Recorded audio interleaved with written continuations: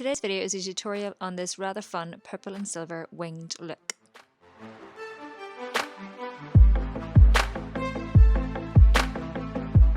So let's get started. I'm going to start with the Urban Decay Primer Potion.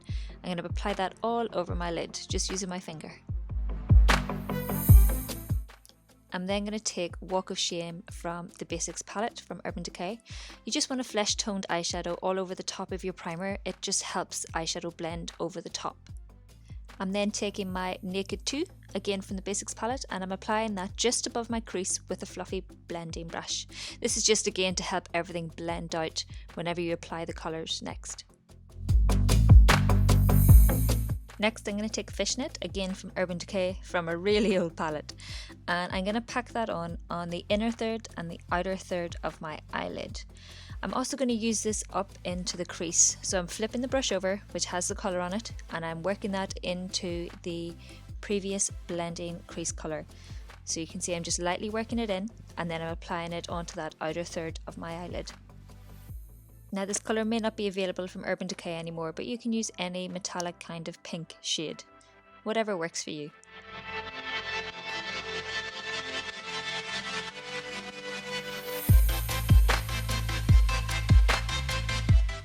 So once I've added a fair amount of colour and I've packed that right on, I'm just taking a clean fluffy blending brush and I'm just going to blend that into my crease and along the outer edge. Quick tip here, I like to actually hold my blending brush down at the very end. This just helps me work it into nice soft circles and really helps me blend that out. Unsurprisingly, once I've blended it out, I do like to go back in and add a wee bit more colour and then blend that out again, just to make sure I've got enough intensity there.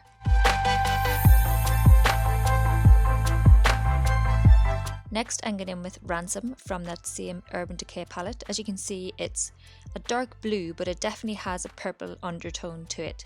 And I'm just packing that on over the top of the pink. This just helps add a bit more dimension to everything and add a bit more depth to the overall look. Time to do a bit more blending. Don't worry, once you get the hang of doing these sort of looks, it doesn't take that long to blend everything together. It's all just a bit of practice, people. Going back in, adding a bit more shadow, making sure I build up that intensity, getting the depth in there, all the good stuff, and of course, blending again. Now, I'm going to go into an Essence All About Greys palette, and I'm taking this dark silvery grey shade, and that's going in that middle third. So I'm packing that on, and this is going to act as a base. Now I'm going back in with a wee tiny bit of Ransom on the Ransom eyeshadow brush, and I'm working that just along the join line between the grey and the purple. Now I don't want to lose intensity of either, so I'm just working it in ever so slightly and making sure both colours are still quite intense. Now I'm getting in with this light silver, and I'm going to use my finger and I'm going to pat that onto that centre third. And I'm just making sure to rub it along the join line between the silver and the purple and blending it in a wee bit.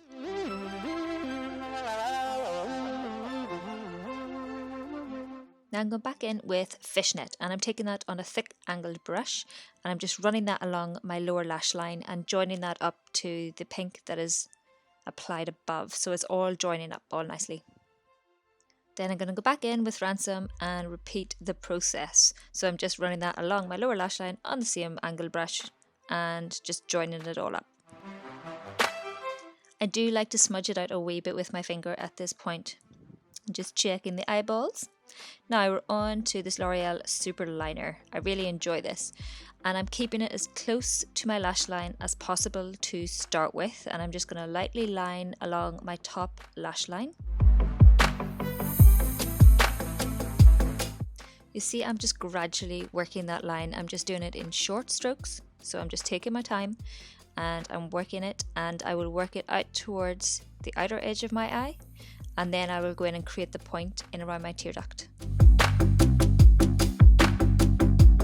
I'm starting that point by ever so slightly creating a very faint line and joining that to my upper lid.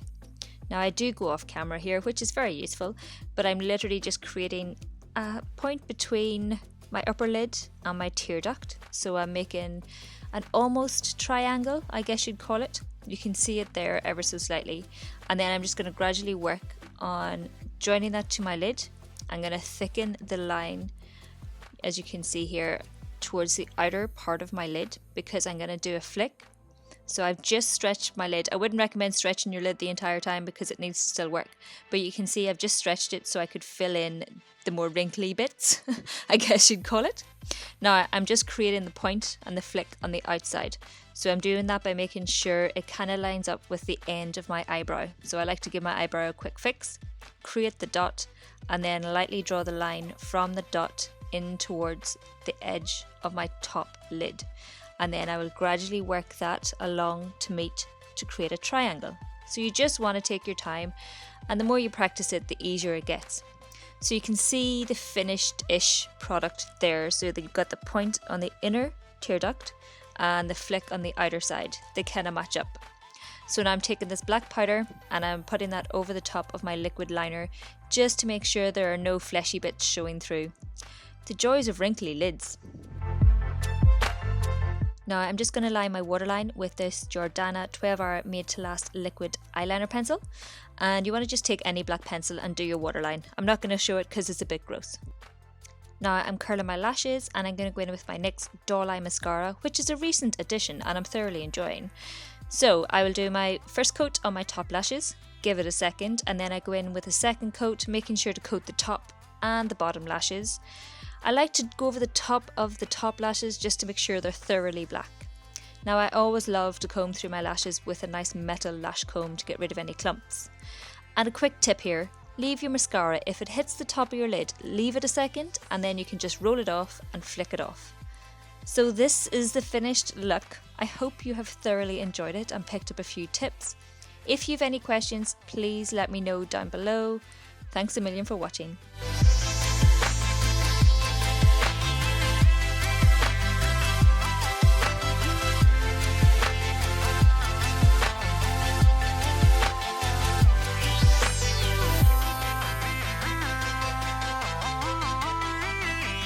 That you need to do. In my case, it's very easy. So I thought I'd share my tips. So let's get started. Tip number 1.